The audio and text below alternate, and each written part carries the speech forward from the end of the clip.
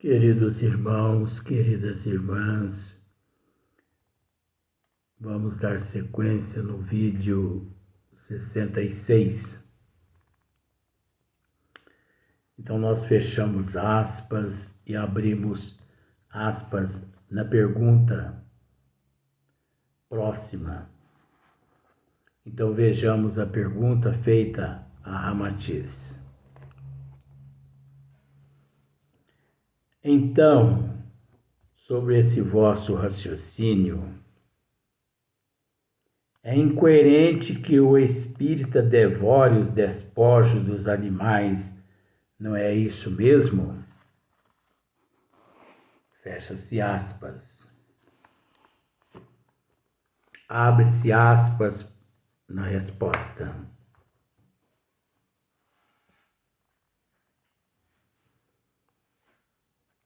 Cremos que só devem ser consideradas razoáveis as desculpas dos carnívoros quando não forem espiritualistas, vivendo, portanto, à sombra das igrejas conservadoras, a maior parte das quais é absolutamente tolerante para com a alimentação carnívora.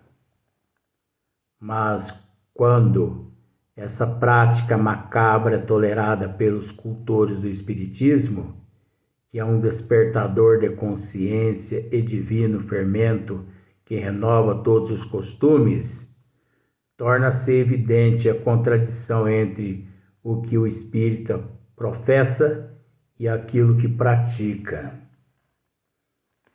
Depois você pode pensar que nós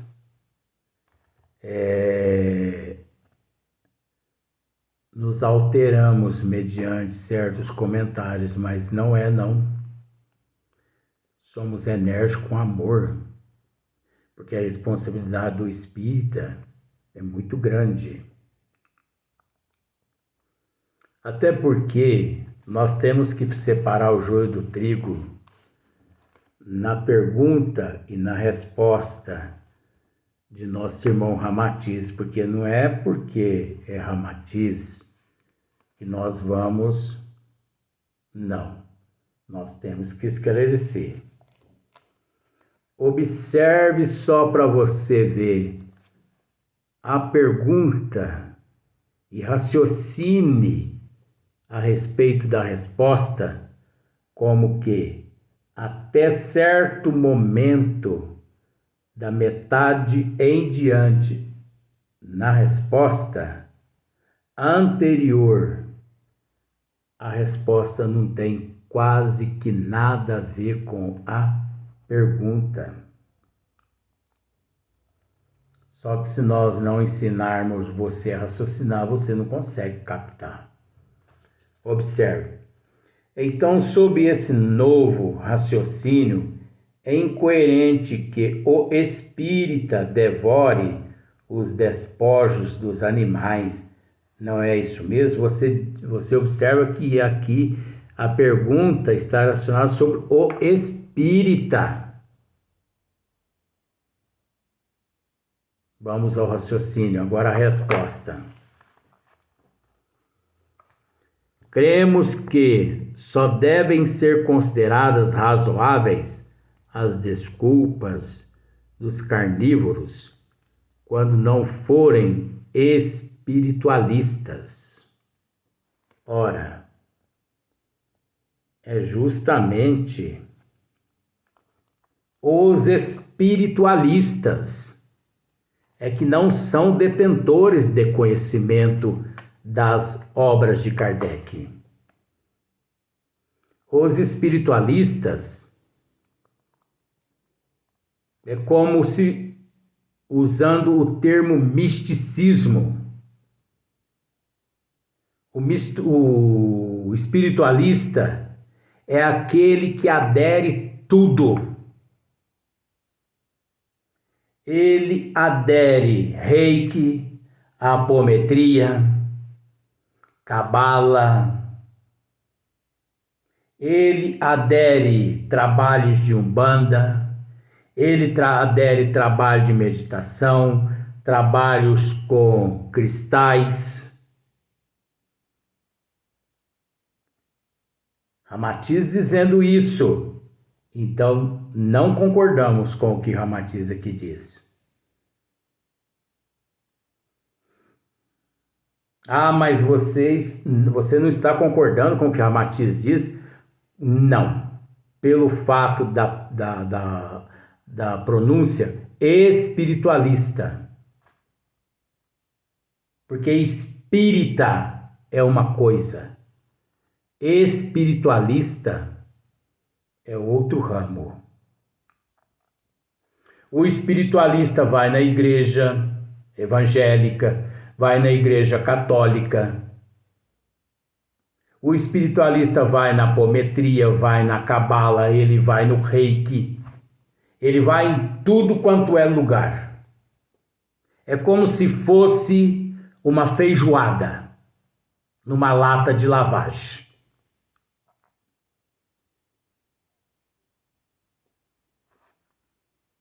Isso é espiritualista. Ele busca tudo.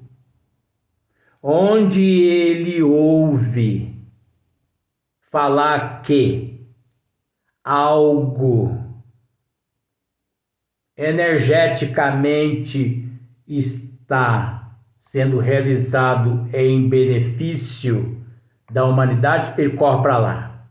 O espiritualista. O espírita verdadeiramente espírita, não. Agora, nós temos que entender que a lavagem como anda em muitas casas espíritas, posso dizer que 70% das casas espíritas são espiritualistas, porque são adeptas a tudo que acabei de dizer em matéria de prática. Tá vendo só como nós temos que separar o joio do trigo? Sequência.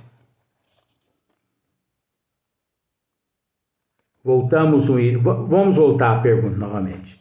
Cremos que só devem ser consideradas razoáveis as desculpas dos carnívoros quando não forem espiritualistas. Vivendo, portanto, à sombra das igrejas conservadoras, observou, né?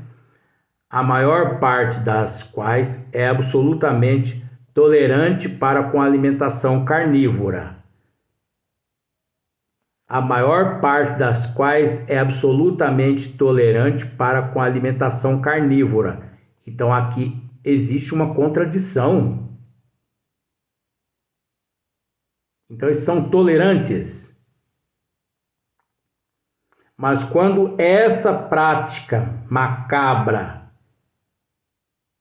é tolerada pelos cultores do espiritismo, você já observa que aqui, de alguma forma, ele teve que tocar no nome do espiritismo, porque senão esse assunto anterior levaria essa resposta a um processo apócrifo.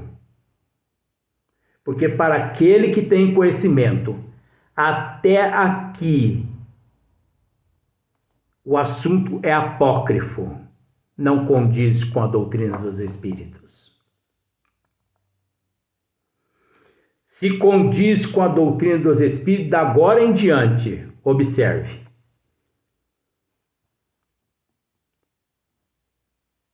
Mas quando essa prática macabra é tolerada pelos cultores do espiritismo, que é um despertador de consciência e divino fermento que renova todos os costumes, torna-se evidente a contradição entre os que o espírita professa e aquilo que pratica. Você observou que até na metade da resposta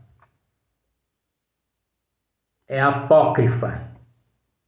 Da metade em diante, Vamos dizer que a pergunta, a resposta tem lá 20 linhas. 10 linhas é apócrifa. 10 linhas condiz com a doutrina dos espíritos.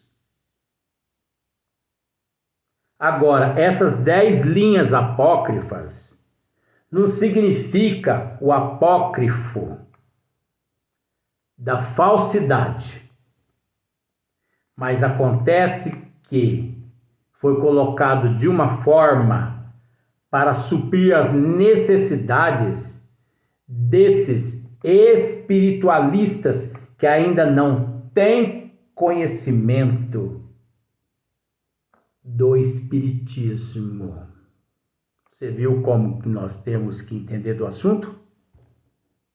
Porque aqui ele procurou satisfazer dois ramos. Tanto o ramo, vamos usar linha, né? Vamos usar corrente, porque eles gostam desse termo de corrente.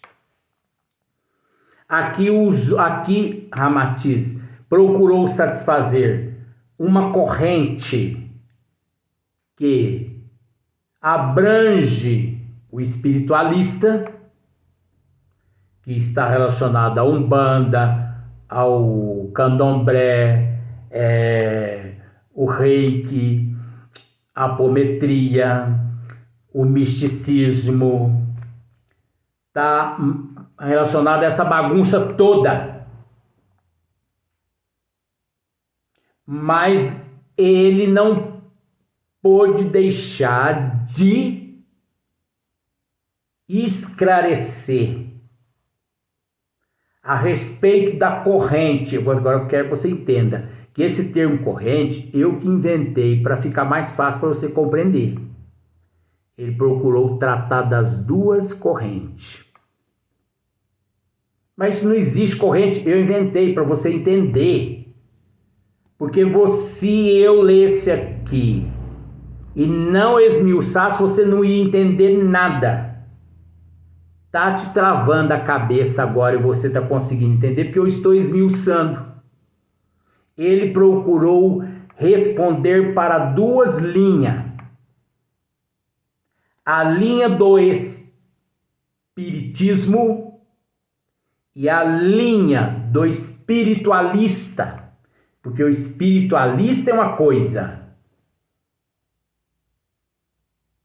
e o espírita, seguidor do espiritismo, corretamente, é outra coisa. Gente, eu acredito que na época de Joana d'Arc, eu seria um, como se diz, eu seria um forte candidato às fogueiras. Porque o que tem para ser dito, que condiz e que não condiz, pode ser o espírito que for. Pode ser Ramatiz, pode ser o Papa, pode ser quem for. Eu vou procurar esmiuçar e vou procurar mostrar os dois lados. Como aqui eu disse, ele procurou satisfazer uma linha, que é a linha do espiritualista, você conseguiu me entender? E procurou mostrar a responsabilidade da linha que segue o espírita, seguidor do espiritismo. E ainda disse ele, todos os costumes torna-se evidente a contradição entre o que o espírita professa e aquilo que pratica. Então nós somos responsáveis, muito mais. Nós temos que falar aquilo que professamos. Nós não podemos ser duas caras. Não se admite um espírita de duas caras. Espírita tem uma cara só. O espírita, ele diz, ele faz lá fora aquilo que faz dentro de casa. Ele faz dentro de casa aquilo que faz lá fora. E se lá fora alguém lhe dizer, vou te matar, porque você disse aquilo lá dentro, ele é capaz de dizer, me mate, porque eu não abro mão do que eu disse. Eu sou desse jeito. Já tive a oportunidade de morrer várias vezes. Não vai ser dessa vez agora que eu vou abrir mão. Não vai ser dessa vez que eu vou abjurar. Nós temos que pôr um ponto final na abjuração. Ou nós somos ou nós não somos. Ninguém é obrigado a prometer, mas prometeu, tem que cumprir. E nós prometemos antes de virmos para o corpo físico através da reencarnação. Os teus princípios morais são capazes de te dizer se você presta ou se você não presta. Se você se acercar-se de um espelho e você conversar com as tuas atitudes, com os teus comportamentos, com o que você já fez e anda fazendo, você é capaz de chegar a uma conclusão positiva ou negativa a respeito da tua moral. E dali você sairá sabendo se você é uma pessoa imoral ou moral. Nós praticamos o erro porque nós somos covardes. Porque nós subestimamos nossas capacidades e além disso subestimamos a capacidade de Jesus e de nosso Senhor e de Deus, nosso Pai. Porque nós achamos que ninguém vê o que nós fazemos. Mas primeiro fica registrado em nossa consciência. E depois registrado nos arquivos da providência divina. E o Pai sabe de tudo. Então não adianta você mentir. Não adianta você mentir. Não adianta você agir na ilegalidade, na irresponsabilidade. O espírita, ele tem esse compromisso de ser muito mais honesto, porque ele, além de ser representante de nosso Senhor Jesus Cristo, encontra-se sob a responsabilidade dele. A oportunidade de uma nova transformação, de uma nova oportunidade que lhe foi concedida. Então você observou que até a metade da resposta de Ramatiz é apócrifa. Deixou de ser apócrifa quando ele começou a tratar do espírita. Porque se ele não tratasse do espírita, se ele generalizasse, toda a resposta seria apócrifa. E para mim não há problema nenhum em assumir que a metade é apócrifa ou que 100% da resposta é apócrifa, por ser de Ramatiz, pode ser do espírito que for, que se não estiver de acordo com os princípios das leis de Deus delegadas por nosso Senhor Jesus Cristo, a frase que eu recito é apócrifa. Mas eu procurei esclarecer que ela é apócrifa para o espírita, mas deixa de ser apócrifa para o espiritualista. Porque o espiritualista é uma coisa e o espírita é outra coisa. Por mais que é preciso passar uma peneira fina no espírita, porque nem todos aqueles que me dizem Senhor, Senhor, entrarão no reino do céu. Mitologia. Nem todos aqueles que me dizem Senhor, Senhor, entrarão no reino do céu. Ah, eu sou espírita, mas andam praticando por aí, né? Promiscuidade, prostituição, são cafetinagem, né? Os cafetões, imoralidade, mentira, ingratidão, traição, comem carne de porco, de bovino, de aves, impregna todo o organismo de toxinas. Isso é espírita? Não. Isso são místicos. Isso são pessoas místicas. Isso é uma lavagem.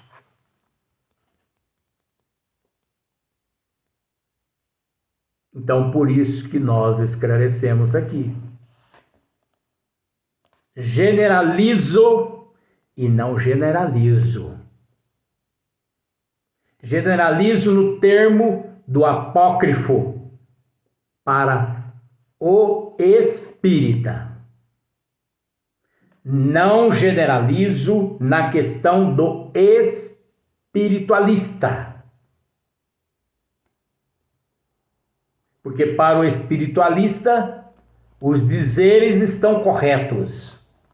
Mas para o espírita, os dizeres não estão corretos, ditos ao espiritualista. Mas para os espíritas, está correto.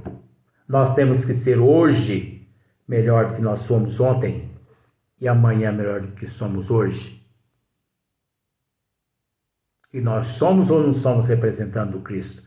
Por isso que eu disse, nós iríamos ler, fazer um apanhado nessa obra, à luz da doutrina dos Espíritos. E comigo aqui não tem gato por lebre, não. Não pense você que eu vou agradar esse espírito, desagradar aquele espírito, desagradar esse encarnado, agradar aquele encarnado. Eu não estou aqui para agradar ninguém. Eu estou aqui para agradar a minha consciência perante Deus e Jesus e o professor. E pronto. Ou eu falo a verdade, que muitos não sabem, não conseguem raciocinar. Ou eu calo a boca e paro com esse trabalho. Mas eu não vou parar. Porque perante a ignorância de muitas pessoas, eu devo continuar. Então nós temos que agradecer a providência divina ainda por esta oportunidade de nos encontrarmos mediante esse trabalho e até o próximo vídeo.